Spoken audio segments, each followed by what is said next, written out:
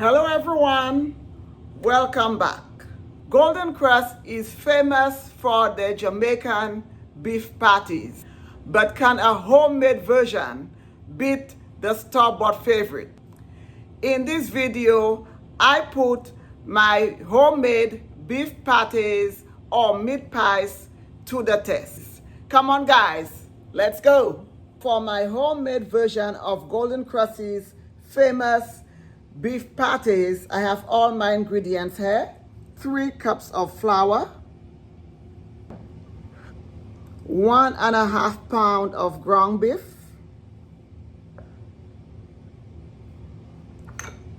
I have some jerk seasoning, some Jamaican jerk seasoning, some curry, some adobo, my garlic seasoning, my garlic magic, some fennel seeds, some nutmeg, garlic paste, tomato paste. My butter, I just pulled it out of the fridge. You need for your butter to be straight out of the refrigerator. You cannot use room temperature butter for your dough. It needs to be cold butter. Yellow food coloring, cold water, which I still have the ice cubes in there. Let's put this together. First thing I'm going to do, I'm going to go ahead and work on my dough because I need to put it in the fridge while I work on my meat.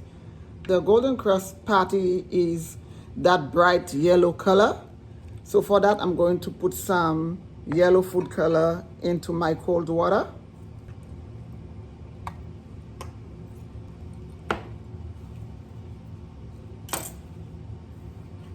And that's it.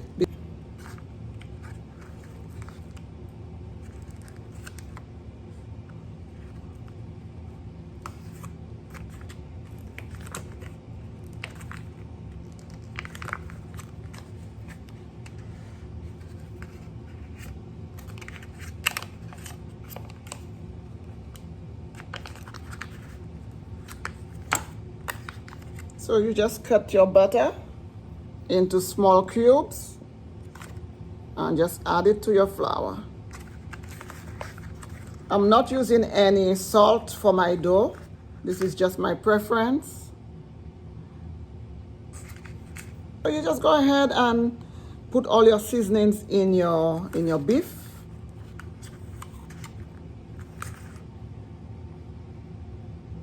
And I almost forgot, I'm going to also use 1 tablespoon of shortening.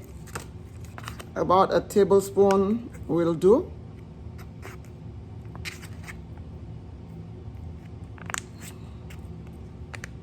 Now you just go ahead, and what you want to do is to crumble your butter, shortening, and flour together, guys.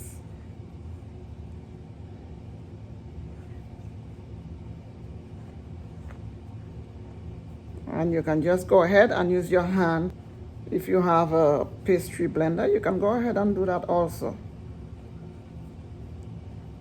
I have a pastry blender, but I prefer to do it with my hands.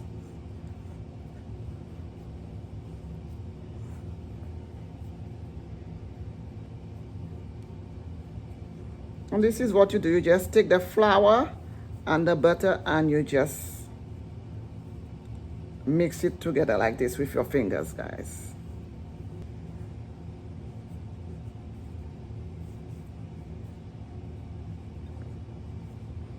So that's it, guys. That's the consistency you want. You can still see the bits of butter in there, and your flour now looks like breadcrumbs. This is what you want.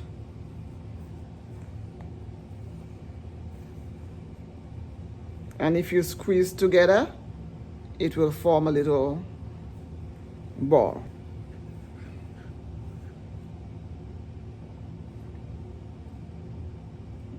That's it, guys.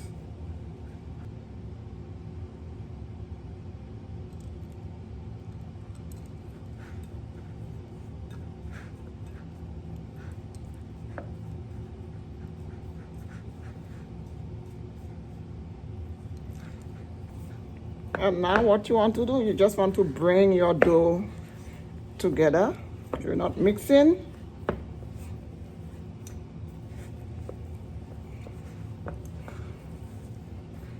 And you're not kneading, guys. You just bring your dough together.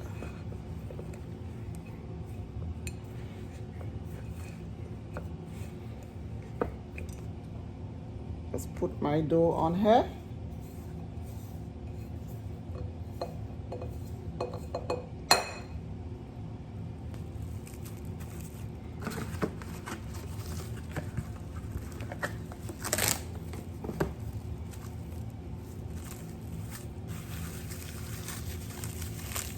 And I'll just place it in the refrigerator. 1 tablespoon of oil.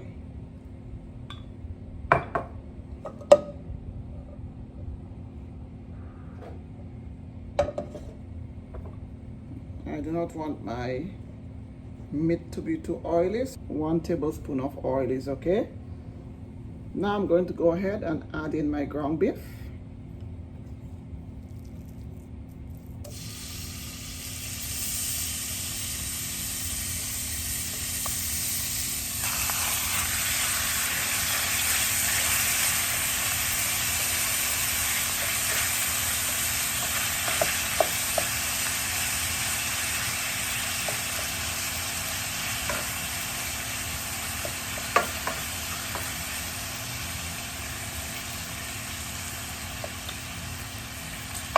While my ground beef is still a little raw, I'm going to add my seasonings. I do not want to wait until my ground beef is cooked to add my seasonings, because I want, as it's cooking, for all my flavors to infuse. 1/2 teaspoon of fennel seeds, 1 teaspoon of my garlic seasoning, 1/2 teaspoon of curry, some adobo, 1/2 teaspoon also of adobo. And all these seasonings have salt, guys. Go ahead and mix this up.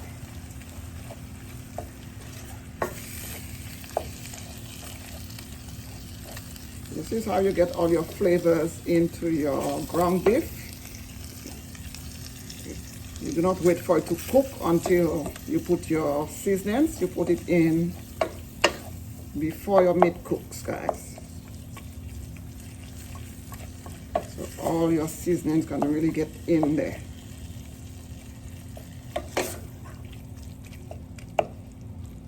And ground beef tends to cook very quickly, so you want to get all your seasonings in there before it cooks thoroughly.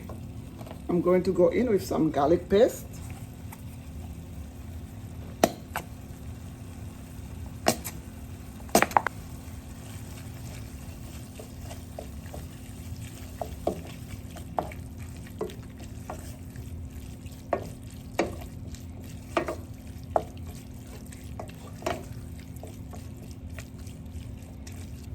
Some nutmeg, with 1/4 teaspoon of nutmeg. And the nutmeg just tends to bring out the flavors of all your seasonings, guys. Nutmeg is a secret ingredient. A lot of people do not use it in their cooking. A lot of people use it in baking. But nutmeg is great in meats. For a little kick, I'm going to go in with my Jamaican jerk seasoning. And I'm using the hot Jamaican jerk seasoning, 1/2 teaspoon. If you're using the mild one, you can use 1 teaspoon. But this one is very spicy. And if you're serving the kiddos, you can just skip the jerk seasoning. My son loves spicy, so he'll be fine with it. And I'm going to go in with about 1 tablespoon of tomato paste.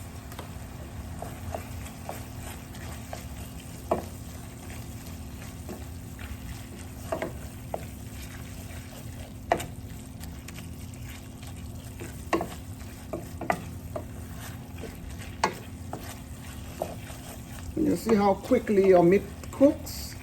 So this is why you do not want to wait until your meat cooks to put in your seasonings. You want your meat to be nice and flavorful, so you put all your seasonings in before your meat cooks, guys. Look how beautiful this is. I'm going to turn down my heat. I do not want to overcook my ground beef. I'm going to give it a taste, make sure there's enough salt in there, and see if I need to add any more seasoning. I'm going to add another half teaspoon of my jerk seasoning, guys, because it's not as spicy as I thought it would be. Mix that in. It's perfect with the salt. I do not need to add any salt to this. That's it. This is all done. I'm going to turn off my heat. And a little trick, you can go ahead and add just a little sprinkle of flour to your meat. It gives you that nice creamy texture. Or if you have cornstarch, go ahead and add about half a teaspoon of cornstarch. A little bit of flour, that's kind of like maybe half a teaspoon.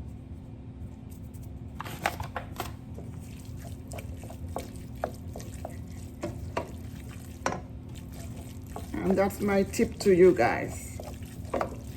When you add a little flour or little cornstarch to your ground beef, it will thicken up a little bit, and your ground beef will not be runny when you put it in your pastry.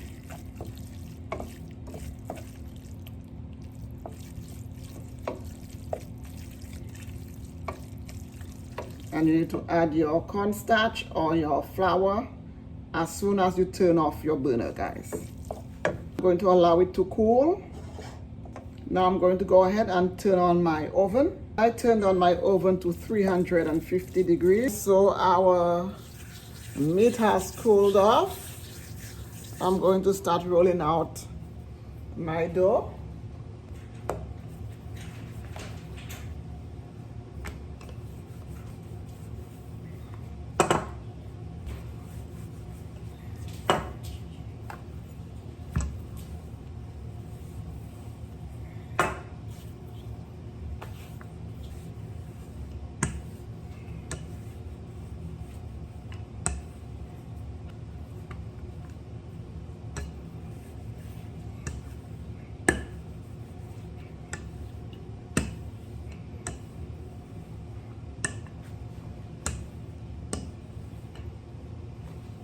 So you just want to roll out your dough nice and thin, but not too thin because you do not want your filling to burst out of your pastry. I'm just going to use the lid of one of my little bottle containers to just cut my circles, guys. And you can use anything you have laying around to cut your circles if you do not have a cutter. Normally I just grab anything that's round depending on the size that I want.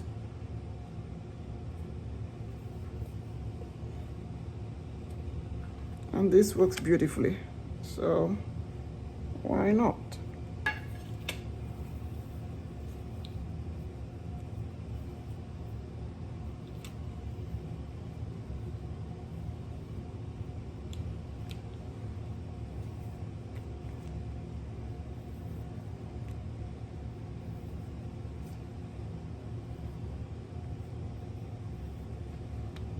And now you just fill it up and you just close it up. And you can make this in any shape you want. If you want to make it into circles, you can go ahead and do that.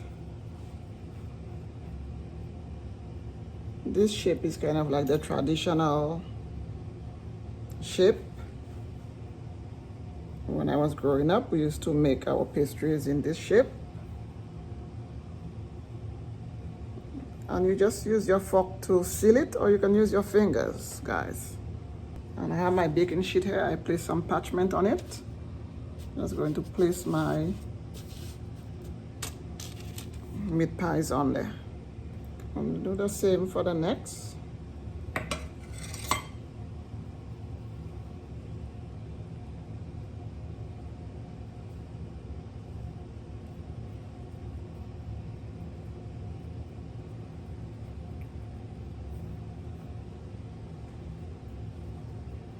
Or you can just use your fingers like this to seal it if you do not want to use the fork I find this is very quick and simple also.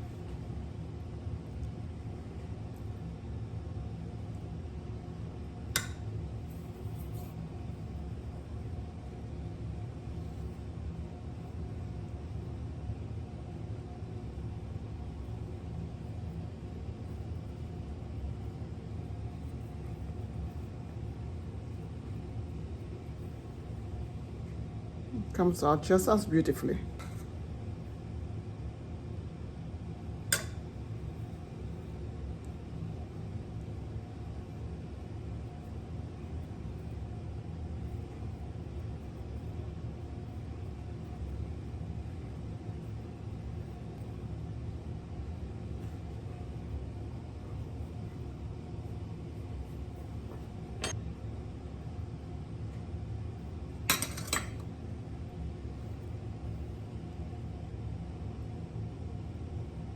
And this is a nice little treat to put in your kiddos' lunch boxes. Or if you're having friends over for cocktail hour or for drinks, guys, you can make these ahead of time and freeze them. And when you're ready, just pop them in the oven for a few minutes. And do not throw out any of the edges, guys, that you pulled out from your circles. Just go ahead and roll them out again. You might be able to get 2 or 3 more out of this. So try not to waste your dough, guys. So here we go. I got 3 more out of this. So when you pull it out, just set it aside and you can roll it back and get some more circles out of this, guys.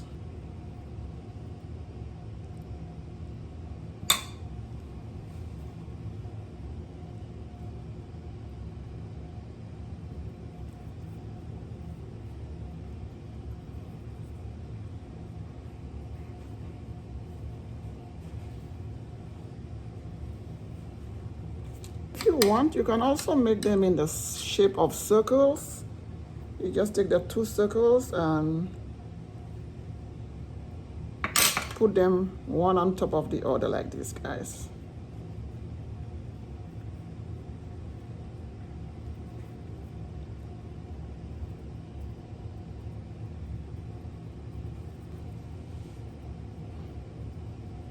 So the sky is the limit with these beef pies. Whatever shape you want, whatever sizes you want.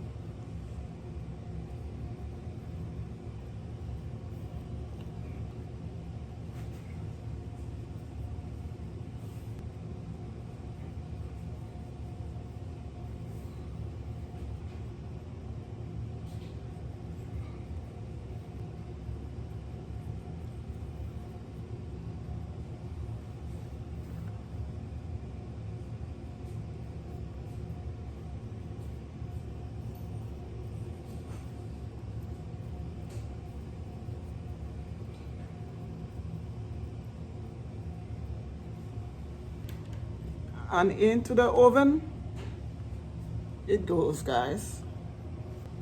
I'm going to set my timer for 25 minutes. Our meat pies are all done and they look absolutely delicious.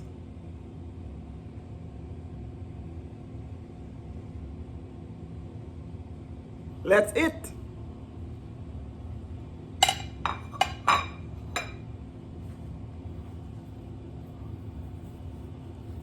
So that's it, guys. Beautiful.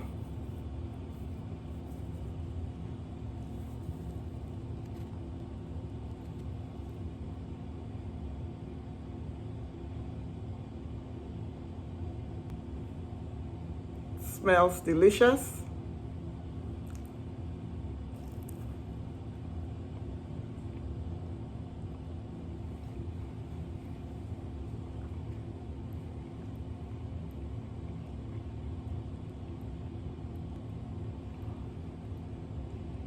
It is so delicious.